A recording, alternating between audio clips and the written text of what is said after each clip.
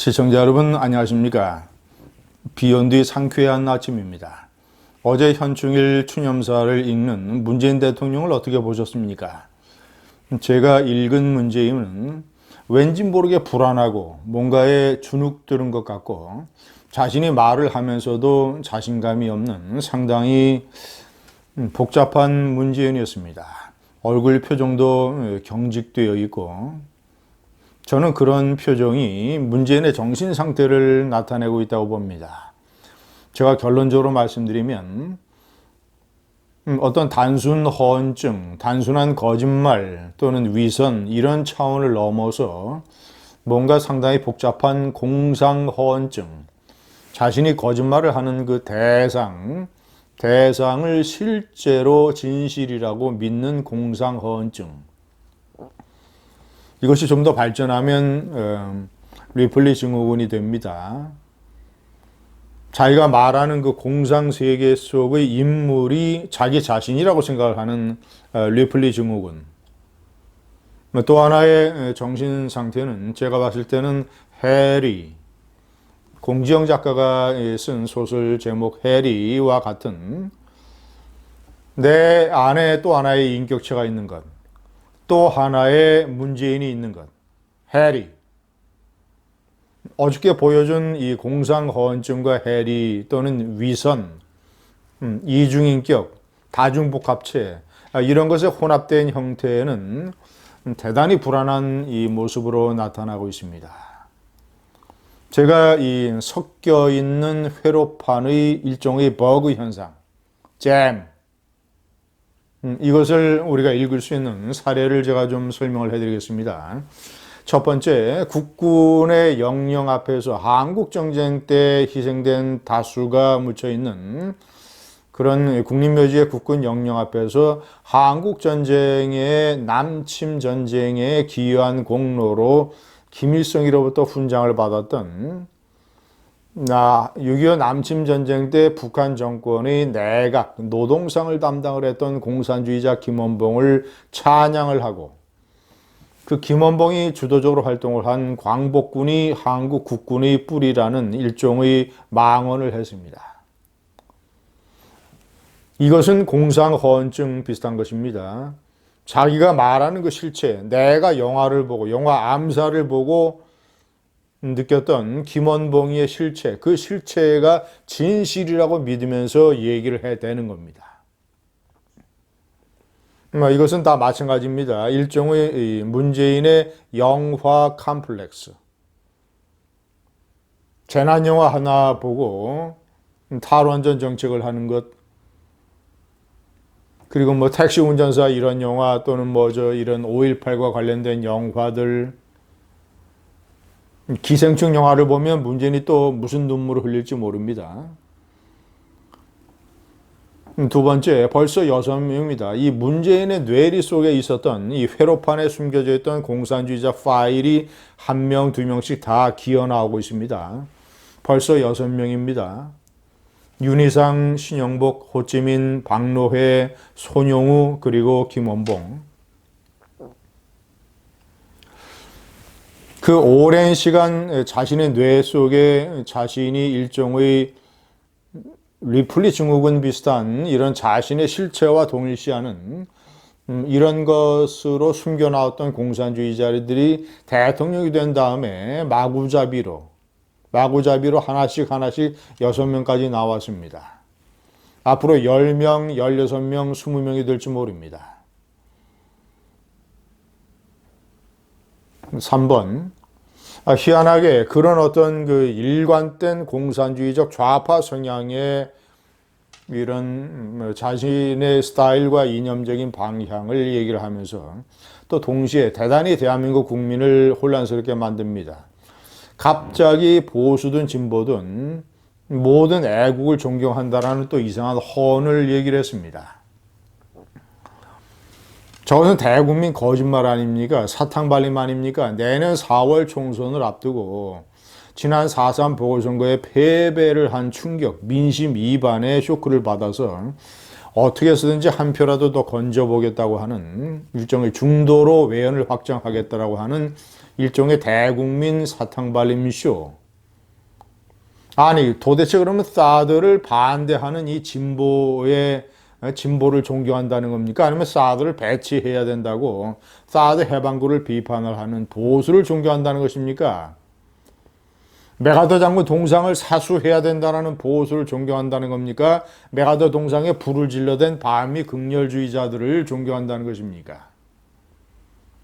김정은이가 핵을 포기할 거라고 해서 퍼주기를 해야 된다고 얘기하는 진보론자들을 존경하는 거 아닙니까? 문재인 대통령은 절대 안 된다. 김정은이는 개혁 개방을 못하니까 김정은이를 압박해서 북한 정권 내에 급변 사태를 유도해야 된다라고 하는 보수주의자들을 존경하는 게 절대 아니지 않습니까? 그런데 왜 보수든 진보든 다 존경한다는 거짓말을 국민에게 해야 되는 겁니까? 네 번째, 월남 패망 희열과 최명신 장군 예찬. 제가 어저께 동영상에서 자세하게 설명을 해드린 것처럼 이것은 일종의 자기 내부의 자기 충돌이고 자기 모순입니다. 저 말이 최명신 장군을 예찬하고 최명신 장군이 8평짜리 장군의 묘역을 거부하고 1평짜리 사병 묘역에 온 행위를 자신이 진정으로 존경한다면, 저 말이 거짓말이 아니라면 저것은 일종의 해리입니다. 해리. 자기 자신의 내부에 또 하나의 인격체가 있는 것, 또 하나의 문재인이가 있는 것. 만약에 저것이 거짓말이라면 일종의 사탕발림이고 대국민 또는 이 총선을 앞둔 쇼죠. 다섯 번째, 경제가 좋아지고 있다. 지난 1월 달에 문재인 대통령이 얘기한 말입니다. 당시만 해도 투자, 고용, 소비, 수출 이런 것이 전부 다 위험한 상태고 특히 투자와 이 제조업 가동률 이런 소비 이런 것들은 아주 동반 추락을 할 때였습니다. 그런데도 경제가 좋아지고 있다고 국민의 염장을 지르는 발언을 했습니다.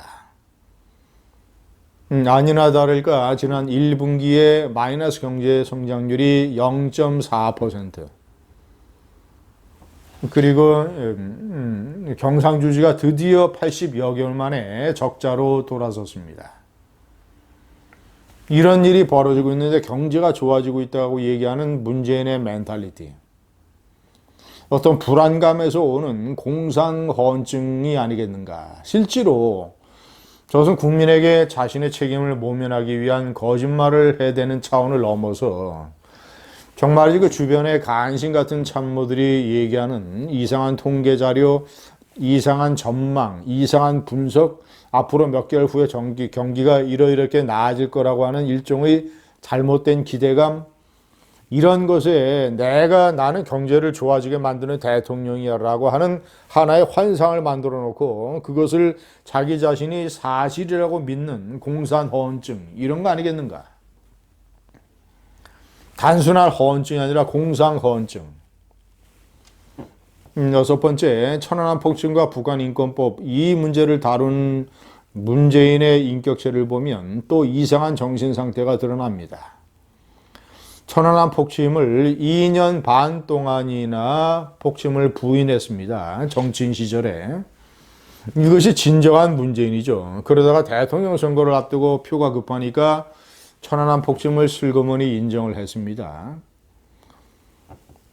그러다가 또 이 천안함 폭침의 주범 김영철이가 북한 협상단의 주역으로 남한을 방문하고 평창 동계 올림픽을 찾았을 때 이 문재인 정권이 보여준 김영철에 대한 태도는 또 천안함 폭침을 거의 부인하는 거나 마찬가지였습니다. 아니면 김영철의 잘못을 감싸주거나 덮어주거나. 그러다가 또 며칠 전에는 또는 보훈가족 유족들을 청와대에 초청을 해서 오찬을 같이 하는 자리에서 또 천안함 유족들을 또 특별히 위로하고 또 이런 쇼를 해댔습니다.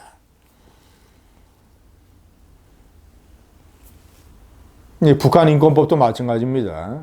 한국당이 제출한 북한 인권법을 10년 가까이 끌었습니다. 그러다가 또 대통령 선거가 다가오니까 슬그머니 북한 인권법에 찬성을 했습니다. 그래 놓고 대통령이 되니까 북한 인권법을 시궁창에 던져버리고 있습니다. 인권재단 사무실을 사실상 폐쇄하고 인권이사도 하여튼 인권재단을 제대로 출범시키지 않았습니다. 인권기록 보존소도 완전히 찌그러뜨려 버리고 이런 식의 행동. 그래서 이 공산 허언증과 해리 또는 이중인격 그리고 노무현이 보여줬던 다중인격 복합체 이런 몇 가지 정신분석학적 현상이 이렇게 어우러져 있는 희한한 하나의 인격체의 모습을 보이고 있습니다. 시청자 여러분, 이것은 대단히 위험한 것입니다. 대통령이 단순 허언증이면 그래도 괜찮습니다. 자기가 일부러 거짓말을 하는 것. 그리고 그 거짓말이라는 것을 알고 있는 것. 단순 허언증.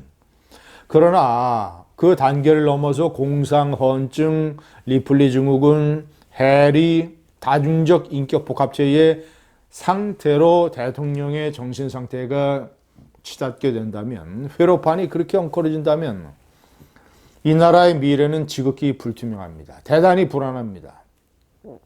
국가안보, 경제, 법질서, 역사적인 정통성 모든 게 다 불안해집니다. 문재인의 해리. 정말이죠. 어저께 현충일 추념사를 보면서 많은 불안과 걱정을 제가 지울 수 없었습니다. 왜 우리는 이런 정신분석학적 복잡한 회로판을 대통령으로 두고 있어야 되는가? 감사합니다.